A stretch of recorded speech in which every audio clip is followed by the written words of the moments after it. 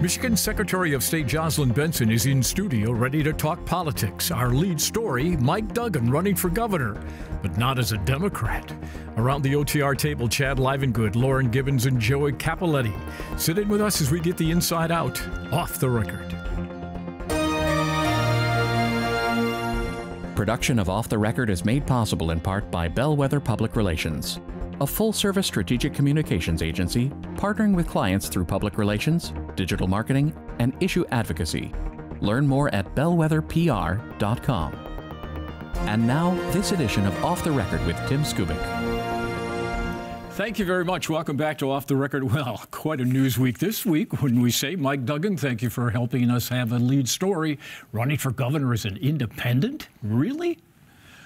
This is a dramatic change in the complexion of the governor's race, is it not?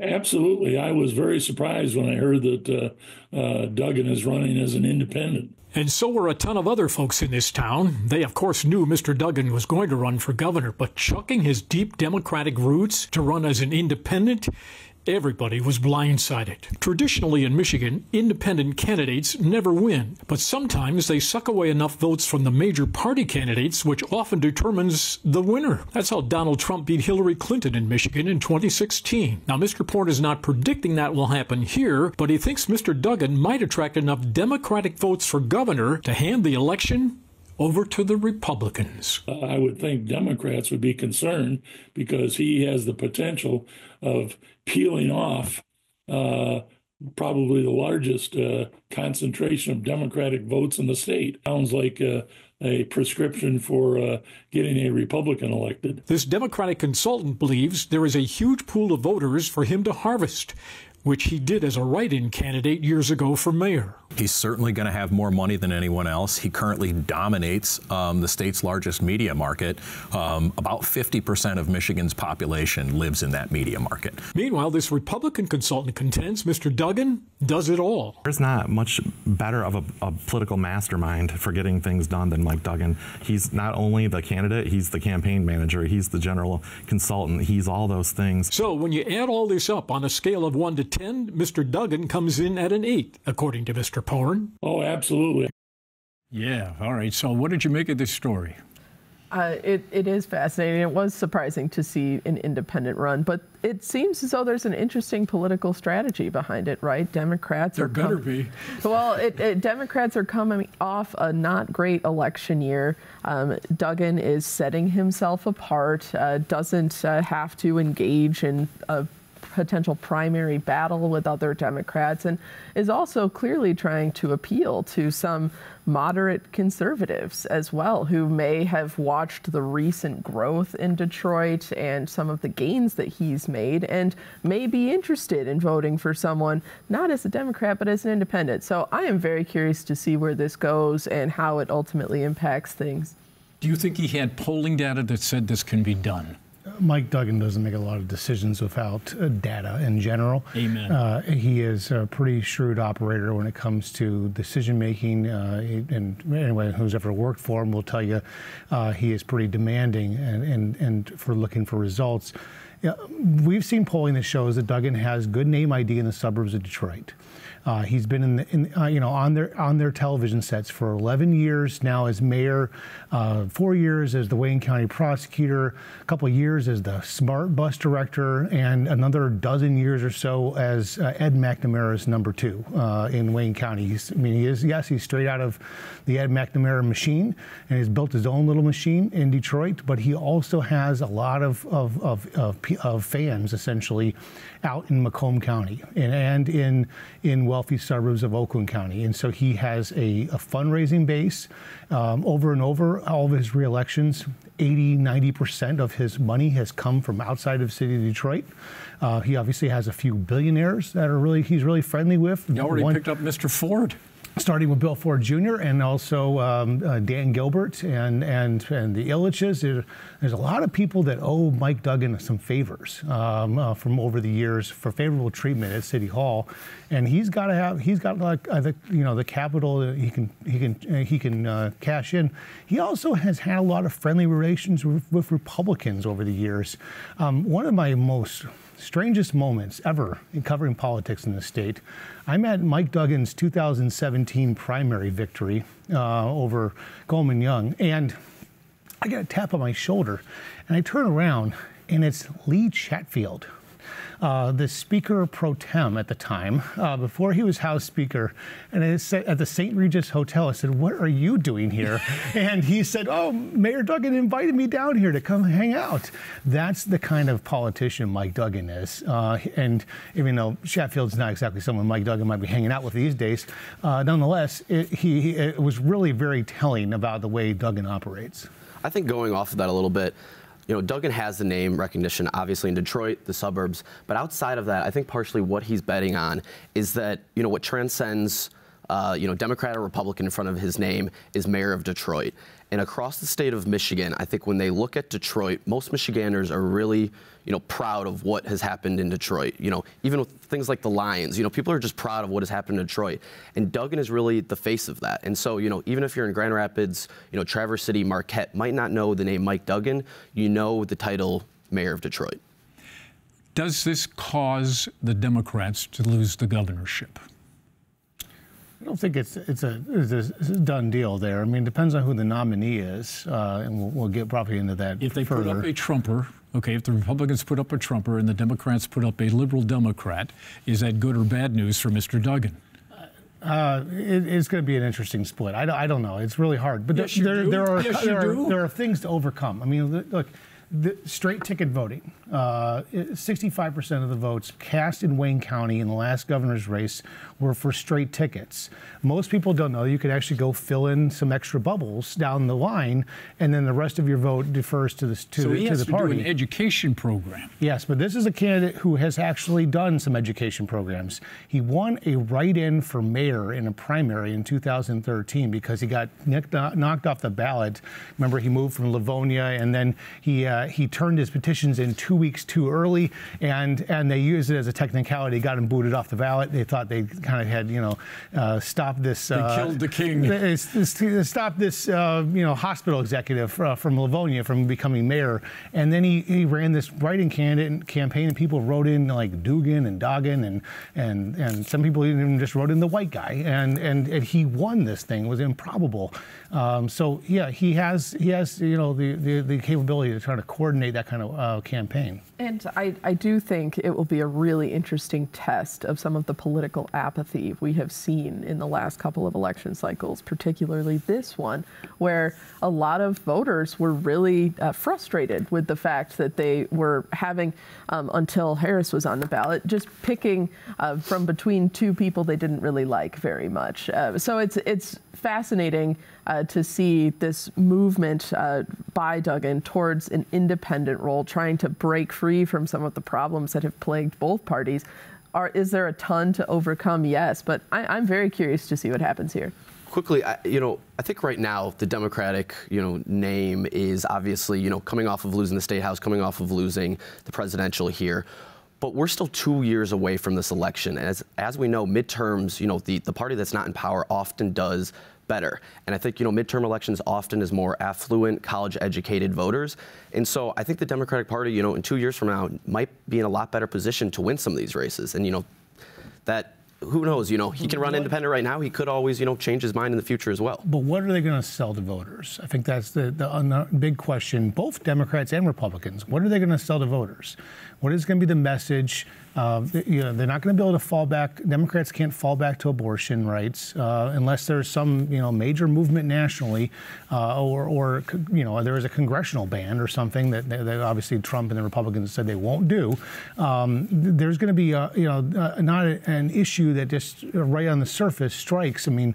And Duggan's going to come in and just with the whole record of look what I did in Detroit. Did you like the NFL draft? It was really great. Yeah, and you came down from Menominee, so you had a good time. And even though you're a Packers fan, come vote for me. That's going to be a big message that Duggan's going to try to make. One of the first names that went through my mind after I read this story when he was talking about how the R's and D's have alienated all the voters and we need to be governing for the people. You know what name I thought of? Mark Hackel. Mark Hackel is looking at and is considering becoming an independent candidate for governor. Not saying that he's going to do it. He has not made the decision. His camp is not talking about this for obvious reasons, but he's definitely taking a look at it, which really compounds the problem even more, doesn't it? You're looking like you don't believe in this. Well, the Hackle part of it, maybe. I think I'm a little bit the independent campaign. I mean, didn't we in some aspects just see in the presidential a moderate campaign? We saw Kamala Harris campaigning with Liz Cheney. This idea of, transcending party, crossing party lines, that maybe is one takeaway. I think another takeaway, though, is look at young voters. They shifted incredibly far right. I don't know if a moderate independent campaign is something that's going to energize, fire up young voters. I think you could see, candidates going further left on the side. That's what energizes those voters. Yeah, I think the youth is a good question, and also there's a lot to be said about some of the party support around the state. You have the infrastructure. You don't have to go through alternative means. Obviously, as Chad mentioned, Duggan has a history of being a good fundraiser, but there are a lot of benefits to being in one party or the other here in the U.S. So there's a lot of risks that are being taken by running an independent campaign. You can pretty much set your clock to Mark Hackle threatening to run for governor, and he never does it. I mean, let's just kind of be serious here. This is not really going to happen. He says it. He will say it before Mackinac Conference. Go ahead and put it on your calendar. It's going to happen. But if there's someone who's like the sort of sheriff candidate out there, it's Chris Swanson, the Genesee County sheriff, who's got essentially kind of the mayor of Genesee County essentially now. He's got a big political following in his county, and he obviously got some nice stage time at the Democratic National Convention. He was in uniform, which was highly unusual. That was a nice get. And so yeah, he's getting some thought and attention here. And so if he gets into a Democratic primary, he will pull that kind of mavericky vote that Hackle talks about polling, but never really actually goes through with it. Well, as the political earth in this town was moving on the Duggan announcement, it moved even more when Governor Whitmer met with Matt Hall, the incoming Speaker of the House. Wow. And they were talking about roads? I mean, coming back to roads yet again. Here we go. It's a damn curse. Yes. Well, and it's also a very difficult political problem that has plagued lawmakers on both sides of the aisle. Why is it significant that the two of them met? Well, because, if they're meeting, that means that she's working towards something potentially either in 2025 or even these talks are percolating in these last couple weeks of the legislature here.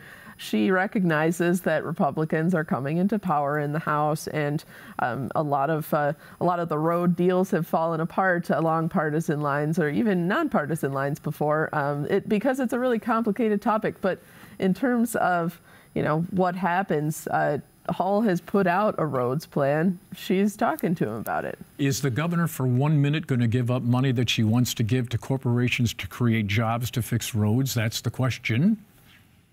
Yeah, I guess we'll see. I mean, I think you're like the Lions last night. You're not punting. Yeah, exactly. I think this is a little bit just setting up what's going to happen in 2025. They're going to have to talk. I remain a little skeptical of how much is really going to happen during lame duck, but I think one way or another those conversations are going to happen. Chad. She needs to have a good working relationship with Matt Hall. She doesn't want. It's a work in progress. She doesn't want this to go the way of Granholm Bishop, where the last. I remember on election night, Governor Granholm saw me backstage. He said, "Timmy, we won the House," and I thought to myself, "Ooh, careful what you wish for." Right. Andy Dillon was not a helper, so that doesn't mean anything. Go ahead. That was a struggle, to say the least. So when Andy Dillon was Speaker, and so when Mike Bishop, the Republican Senate Majority Leader, and the Democratic Governor Jennifer Granholm, they fought, religiously, and it was, So get a deal done now? Get a deal as soon as you can, for sure, because the political capital and the timing is going to go downhill pretty soon. Speaking of timing, time to call in Jocelyn Benson, please.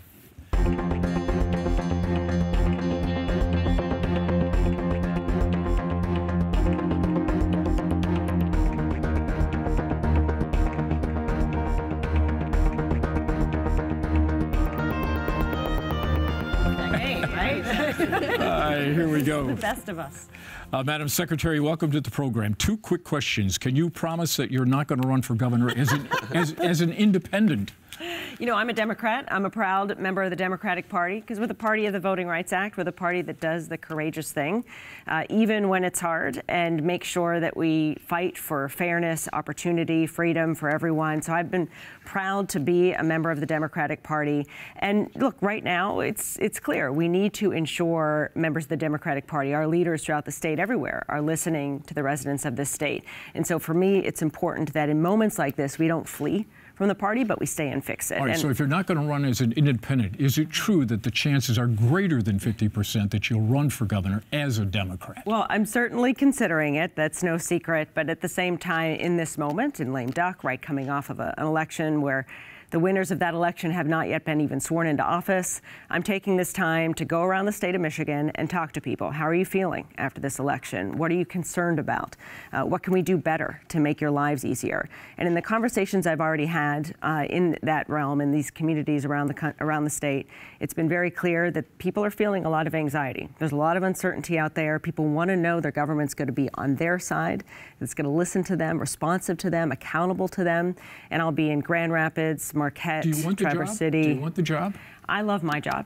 I love serving the people of Michigan. Everybody says. No, but hey, I was on here 15 years ago telling you how much I loved the Secretary of State's office. My commitment has always been. Then why are you going around the state? You can't run again for Secretary of State. You must be doing it for a reason. Because I've got 2 years in this office. I'm a leader in the Democratic Party in this state and nationwide, and I'm consistently on the side of making sure every voice is heard in this state. It's why we've seen such record turnout over these last several years on both sides of the aisle. So my focus right now is making sure that people feel heard, that they know their government works for them. And that's what my focus has been throughout my time as Secretary of State. Secretary Benson, what is the significance of having one of Detroit's most prominent Democrats flee from the party, to use your terminology? What's the significance of that for the party moving forward? I think for me, the importance is in this moment, Democrats who are committed to those values of fairness, of equality, of making sure everyone has fair opportunity, and that we fight to protect people in the workplace, to protect our kids in schools, that in this moment we work to fix and address the issues that perhaps have come up in the party, unify the party behind those values that brought us to the table, and ensure we continue to show to the people of Michigan we're the party that's on the side of the people. We're the party that shows up every day to ensure the people's voices are heard. And in this moment, you know, I don't back away from hard fights. I lean in and do the hard work that is necessary to rectify issues and make things better, and that's why I'm proud to continue to be doing that work as a member of the party. Do you think you could have beaten Mike Duggan in a Democratic primary for governor? I think the data speaks for itself, and there's been a lot of chatter about that. My focus is on making sure, though, that our offices run well and that people know everywhere in the state, whether they're Republican, Democrat, or Independent, that when you want government to work for you, you can look to our office and see that it does. But why do you think he's fleeing the Democratic Party? That's a question for him, not for me. In my view, again, I'm proud to be a member of the party that does the courageous thing, that takes on the hard fights, and that doesn't back down from standing on behalf of the people. Any Democrat that ran for the 2026 gubernatorial would, you know, in the general, would likely have to win over some Trump voters. A lot of those voters do not trust elections right now.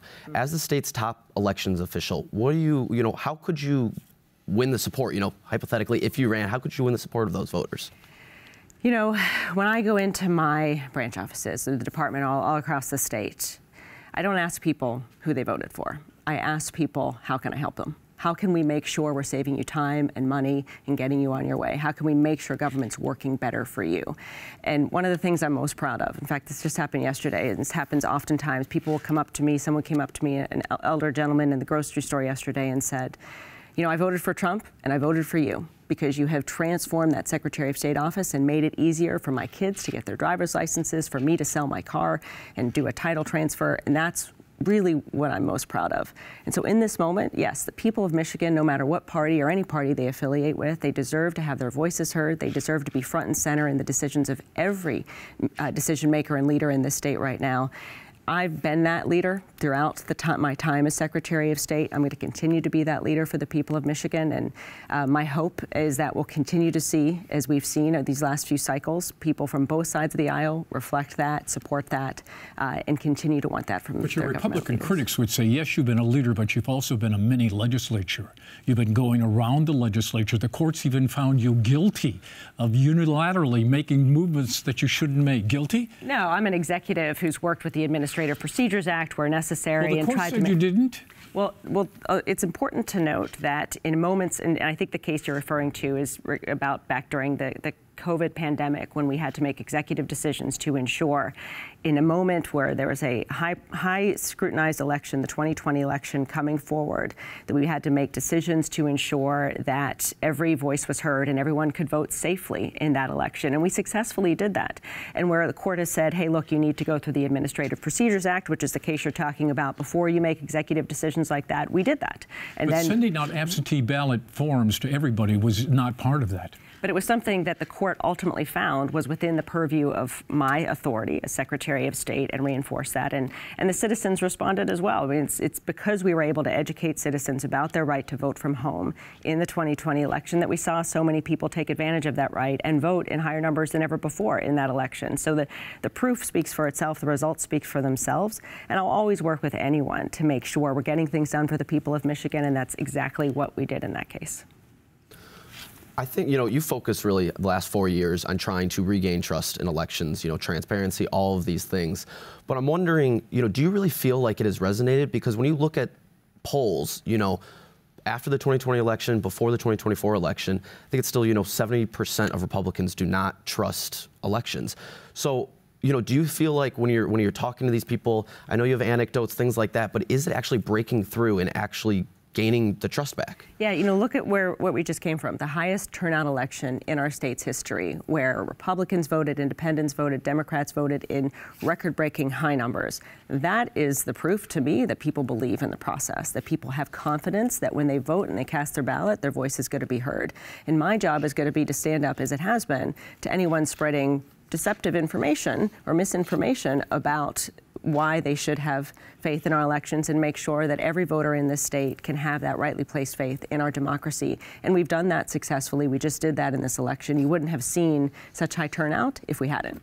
What kind of progress have you made with fellow Democrats in the legislature, convincing them that they need to open up their 501c4s or 527 groups to be subject to the same campaign finance law as their campaign accounts and their PACs? I believe strongly that we can't have an informed and engaged citizenry if we're not giving people access to information about what's happening behind the scenes in Lansing when decisions are made on their behalf every day. And that's why government transparency is so important to me. It's fundamental to a lot of the work I've done as Secretary of State.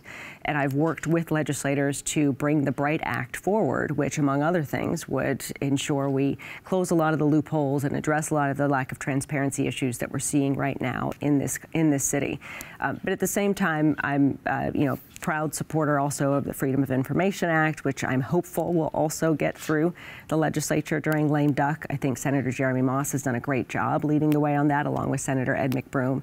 And my office has been proud to not just work with them to expand the Freedom of Information Act, but also comply with it. One of the things we've done, as you know, is create a portal for the FOIA requests we get into our office so that everyone can see every request we get and have access to that information. I think every state agency should have a portal like that, and that's the type of changes that I hope we can see moving forward. In conversations following the 2024 election, in your mind, what would a Democratic candidate for governor and down-ballot Democrats need to do to reverse some of the losses that your party saw? Well, first, I think it's important to actually recognize holistically what happened in this election. We saw, one, more people vote than ever before, a lot of new voters, a lot of young voters. We saw the election of several women running as Democrats, Alyssa Slotkin, of course, to the Senate. We saw 2 women elected running as independents, but running as on the nonpartisan part of the ticket and serving as Democrats, Kyra Harris Bolden and Kim Thomas. We saw Hillary Skolton. We saw Kristen McDonald-Rivet elected. So there were a lot of successes, a lot of things to be proud of. At the same time, it's very clear that many people in Michigan are not feeling heard right now by their leaders. And that's what I think this party, our party, every leader needs to start doing better. Listening to people, responding to people, showing that government can work well for them no matter where they live or who they vote for. That's been my commitment as Secretary of State, and I'm going to continue to work with our party to make sure that as we save people time and money, as we fight to make sure they're safe in the workplace and safe in their kids are safe in schools, that people know about that and can understand the work that we do every day to show up for them. As a citizen, what are you concerned, if you have any concerns, about the cabinet that Mr. Trump is putting together? Well, I think it's important to me. Why is that funny? That everyone, I'm going to tell you why. It's important to me that everyone who is leading in our government is someone that people can trust is going to work for them every day. And I think there are a lot of people whose names have been brought forward who people can't trust. And that's what you're seeing come out right now. And to me, what the message of 2024 is we want to be heard as citizens, and we want to be able to trust our leaders to make good decisions on our behalf. And to the extent we're seeing nominees who may not align with that, I think it's the first departure, potentially, of what someone might have said they were going to do and what they're actually doing now that they're in office. Does it scare you? I am concerned, but I also believe in the process and the checks and balances that the legislature will bring to the table. So I think let's see how the Senate confirmation process plays out. So you don't think the Senate's going to cave to Mr. Trump? We've seen no evidence of that so far. We've seen senators actually asking tough questions, being willing to push back, and that's one of the stories that I think we're going to see more of in the months ahead. So you're game to stay for an overtime? Yeah, always. All right, always. Let's do that. All right, okay. After we do close credits, go to WKAR.org for more. Secretary of State Jocelyn Benson. See you on the other side. Production of Off the Record is made possible in part by Bellwether Public Relations, a full-service strategic communications agency partnering with clients through public relations, digital marketing, and issue advocacy. Learn more at bellwetherpr.com. For more Off the Record, visit WKAR.org. Michigan Public Television stations have contributed to the production costs of Off the Record.